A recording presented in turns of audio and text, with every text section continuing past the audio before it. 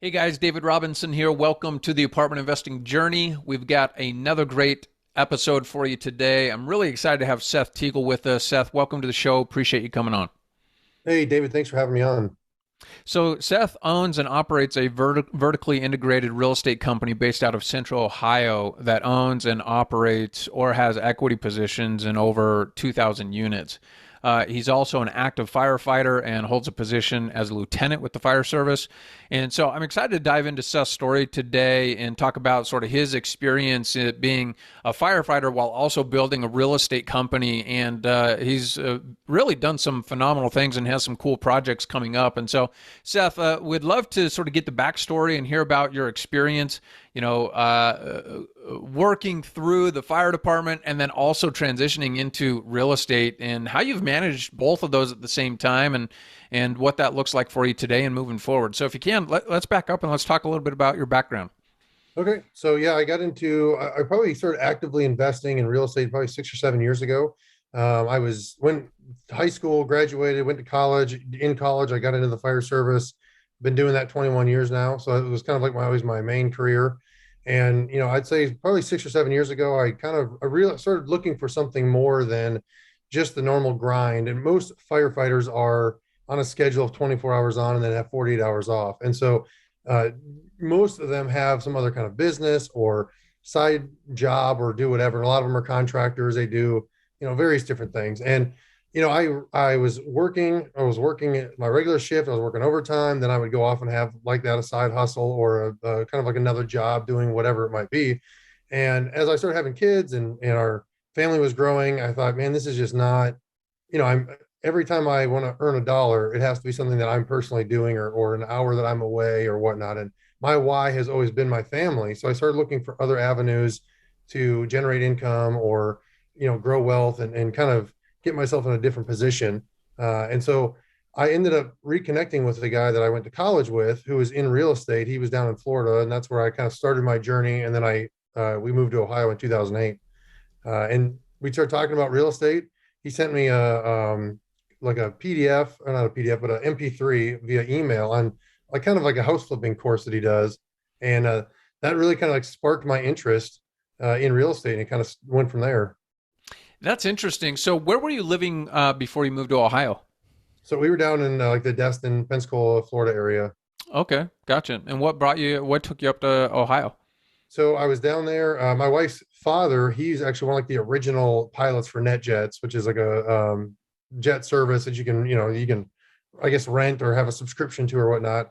And they're based out of Columbus, Ohio. So he's lived Hmm. in Ohio for 25, 30 years now. And when we were kind of like looking for, we had been through, I think, 4 or 5 hurricanes, like Hmm. one or two a year for several years. And I was like, this is enough for me. Not being from there originally, I had no like ties to live there Hmm. forever.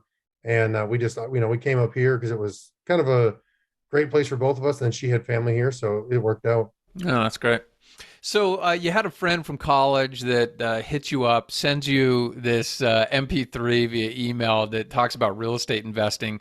Like, what was that all about? And how did things progress from there?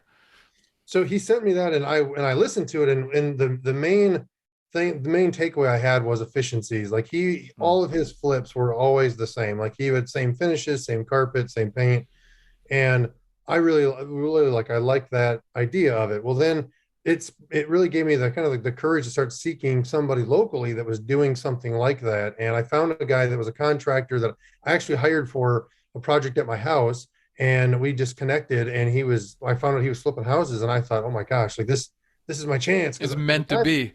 yeah, I didn't know anybody that was flipping houses or even doing real estate investing. I always jokingly say that real estate investing can be like Fight Club, if you remember that movie, because there's like thousands of people doing it, but you don't until you like meet somebody doing it, you don't even realize there's this whole like subculture of investing and podcasts and all this stuff going on. And so he was kind of the gateway for me to get into it. I actually ended up working for him for free basically for a year doing project management Hmm. and property management because when I met him, in order for me to get his time, I was like, I need to offer him something. And when we sat down and like kind of had our first official conversation about it, that was his kind of his pain point was he kept saying I was having trouble finding people that could manage some of these flips. that he could trust, and he Mm. was trying to scale that business and he was having trouble, he can't be in 5 places at once. And so I kind of filled that role for him and I offered to do it for free just to kind of get that on the job training and get my feet wet. Yeah, that's great. And so you were doing this while you were also working with the fire department, correct? Yeah, so I would On work your time 24 off. hours. Yep, and Yeah. then on my 2 days off, I would manage his stuff, and I did a little bit of property management for him during that time. Gotcha. And you mentioned that 2008 was sort of when your friend sort of exposed you to the world of real estate investing, and that's was that pre-market shift? Was that after everything started to fall apart from a real estate perspective? Yeah, so I really started kind of getting into it or initially learning about it after the markets. I mean, Mm. obviously everybody was kind of like watching that happen, and that really it really opened my mind up to like the different types of loans that are out there. Like again, before that, I was just like a regular person. Like, you go to high school, go to college, you work, you get a regular old home loan. Like I didn't even realize you could do an interest only loan. And during that time period when I was learning, really kind of digging in and finding out why the market did what it did and it was Mm. just great. But yeah, that was I Interesting. started after that.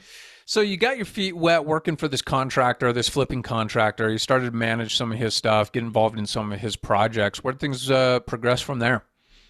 So I did the projects. He had a small portfolio of about 20 units that I was managing.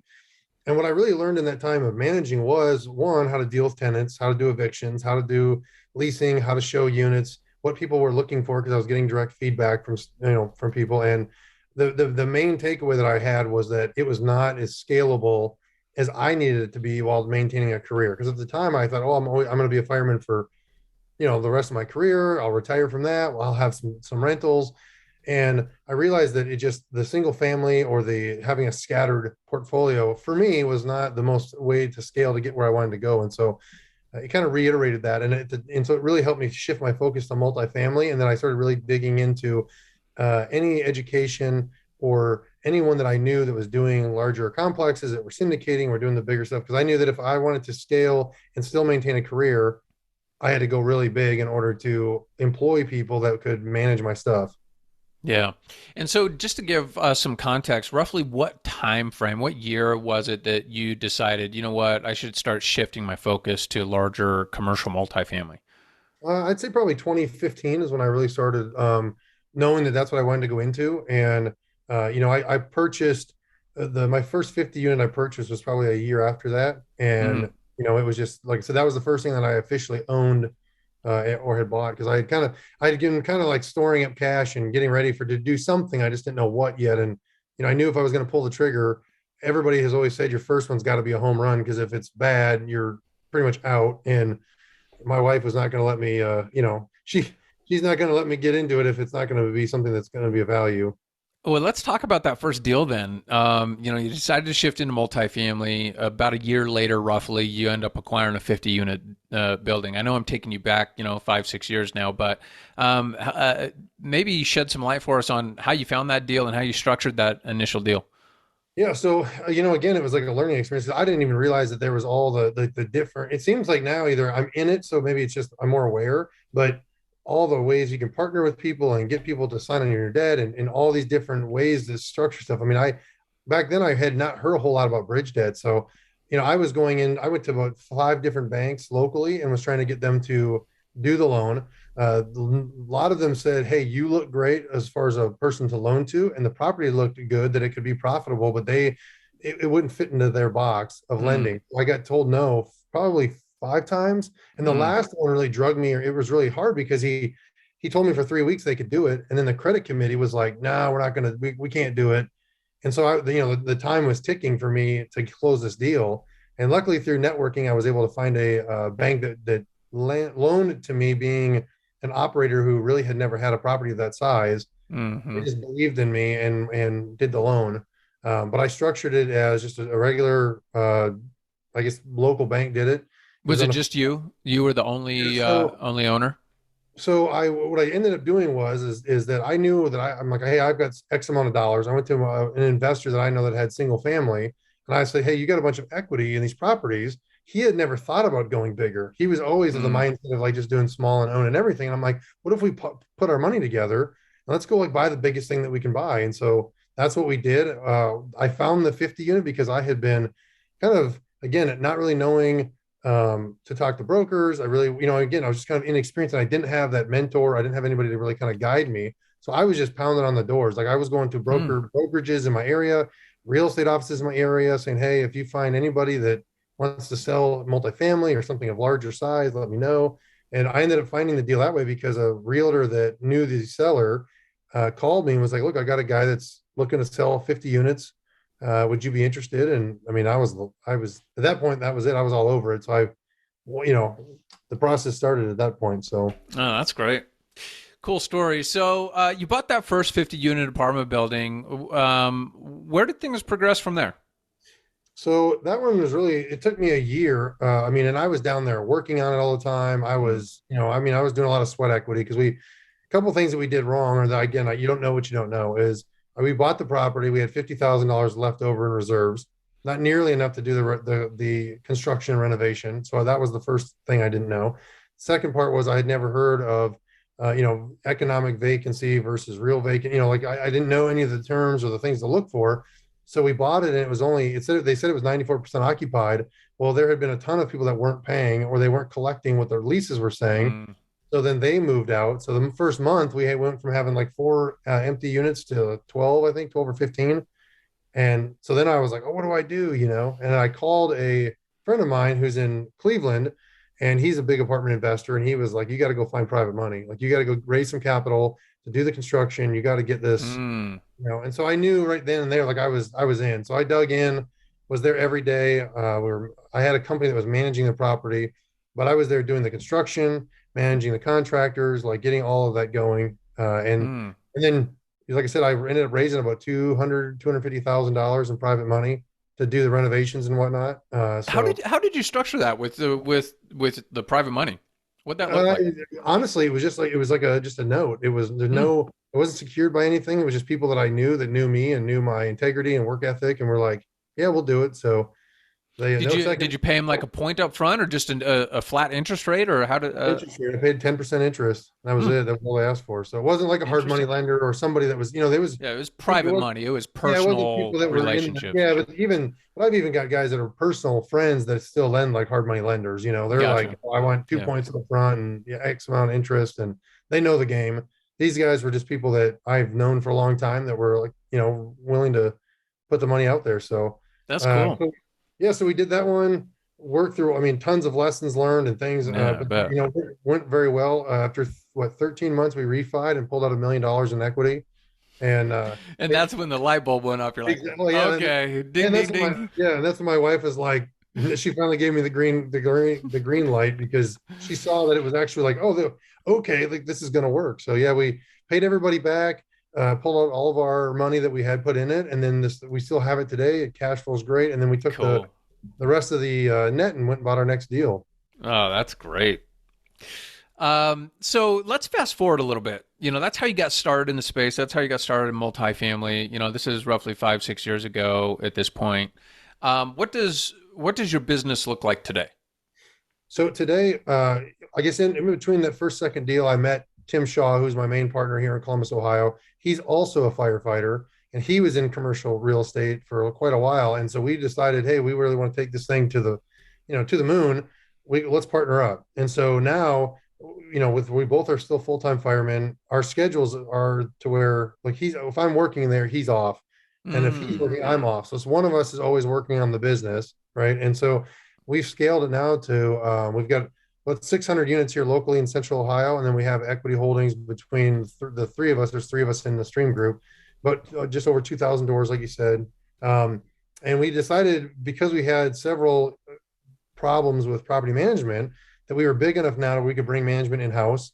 So we have a management company now that we own and operate, and then we do all of our own construction and renovation because again we were just having trouble with quality control, with Mm-hmm. labor, and we found that it was better to have like a team of 10 guys that were working for us directly that were just constantly chipping away at our unit turns than it was to continually bring in outside contracting groups, and it just always seemed to be a problem. So now we've got about 15 people we employ through the management company and our construction, and that's it. Oh, We're that's actively great. communicating I'm and curious. I'm curious when you brought the management in house. Did you start that from scratch, and or did you go and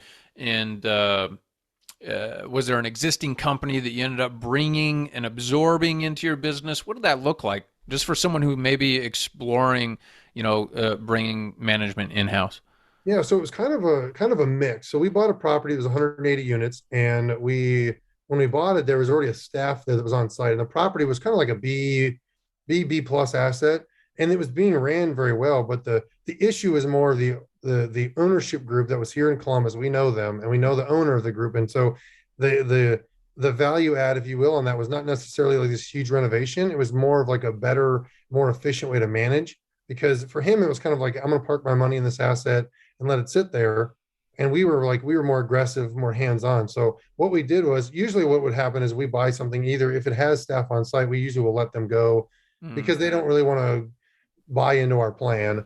But hmm this staff, like I said, they loved it. They bought into it. So we had one office person full time, a part time person, and then we had two maintenance people. And we just kind of came in and said, look, here's we're gonna be like an independent management company that works on site at this location. And then we've kind of built it out from there. But there was no like systems and processes really in place when we took over. So we've had to, so it's kind of like quasi where mm, we was existing, but it's our own stuff now. And yeah. we had to bring in implement a bunch of different things. And really the things we've implemented is what most investors want. Here's, rather than going to a management company and presenting your business plan, we just said, here's our business model for all of our properties. And just, that's kind of how we base all of our systems and processes. And so I assume then that you are managing for owners outside of your own personal portfolio, correct? So right now we're not. All of Oh, everything, gotcha. yeah, everything that we manage right now is our own stuff, and we are at the point where we have looked at doing that. Like we have, because neither one of us are brokers. We have an affiliate broker that is a friend of mine, and he's like, yeah, if you guys want to, we just kind of got everything with the state official to where we could, go take on other people's stuff. And the reason is we wanted to, because we were new at it when we started. We wanted to get all of our systems and processes really dialed in before we went to some other investor and we're like, hey, let us manage your stuff. And then we didn't have all the kind of like Yeah. the groundwork, where it should be. So Yeah, makes a lot of sense. So moving forward, what are you guys focused on?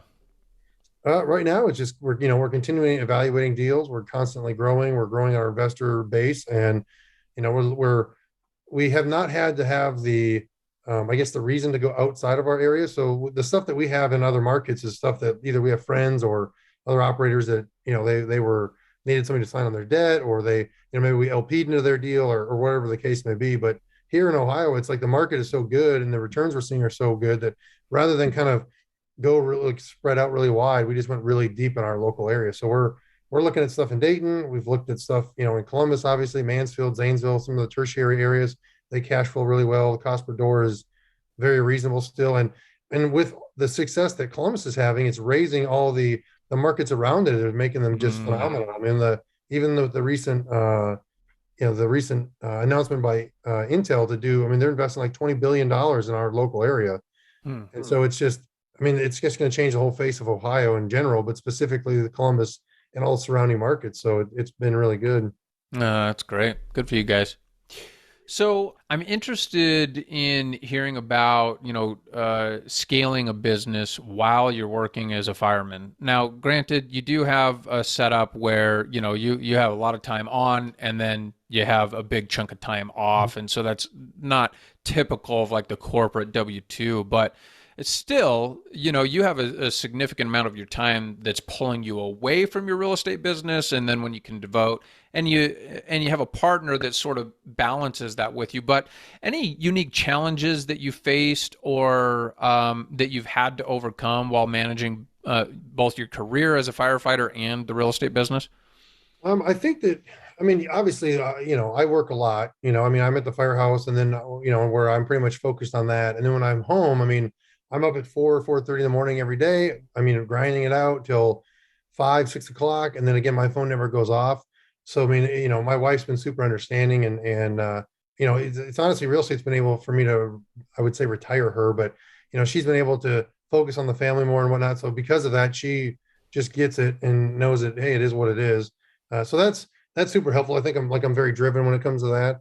Hmm But the other thing is it's really made me focus on like just the team. The people that are hmm I surround myself with, like that's really I think the key to it all is that having the right people in the room with you, whether they work for you or they're just a contractor or a vendor or whatnot. I mean, that's the way that Tim and I always look at it is, we can't, as big as we want to go, let's say we end up having 5,000 units. Well, you can't always be the one doing everything. And so we really focus on having A players on our team. And, that's really something that we've honed in, I think over the last couple of years is just making sure we have the right people. Cause then we can push off stuff to them. And we try not to, like, we give them like the parameters and say, hey, we're here at A, we want to go to B, but how you get there is on you. And we kind of let them kind of develop and grow. And it's been really successful for us up to this point. Yeah, that's great. Well, Seth, I've enjoyed our conversation. I want to start winding down here a bit, but I've got a few final questions for you. The first is, what's the biggest challenge that you're facing right now in your business that we could all learn from? Hmm. I would say the systems and processes, especially like on the financial side of things. I think Mm, that something, if you're wanting to grow, I think, because everybody talks about buying, more assets, buying bigger stuff, growing.